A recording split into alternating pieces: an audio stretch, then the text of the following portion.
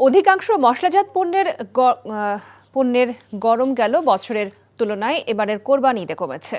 কেবল তেজপাতা আর আমদানি করা হলুদ ছাড়া সব মশলার দাম কেজি প্রতি অন্তত 50 থেকে 500 টাকা কমেছে। এলসি সহজে খুলতে পারায় পণ্যের সরবরাহ বেড়েছে, তবে গেল বছরের তুলনায় ক্রেতা কমায় দাম কমেছে বলে জানিয়েছে পাইকারি খুচরা ব্যবসায়ীরা।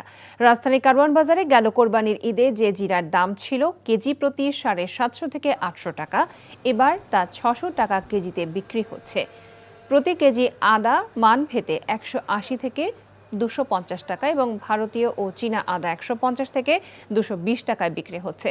প্রতি কেজি দেশি রসুন 100 থেকে 160 টাকা, আমদানি করা রসুন 150 থেকে 230 টাকায় বিক্রি হচ্ছে।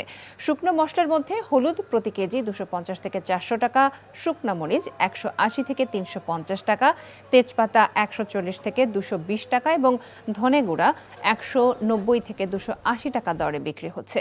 ভারতীয় জিরা মানভেদে 600 থেকে 720 টাকা, মিষ্টি জিরা 220 থেকে 250 টাকা, লবঙ্গ 1350 থেকে 1500 টাকা কেজি দরে বিক্রি হচ্ছে। এই ঈদে জামা জুতো অ্যাক্সেসরিজের ডিসকাউন্ট।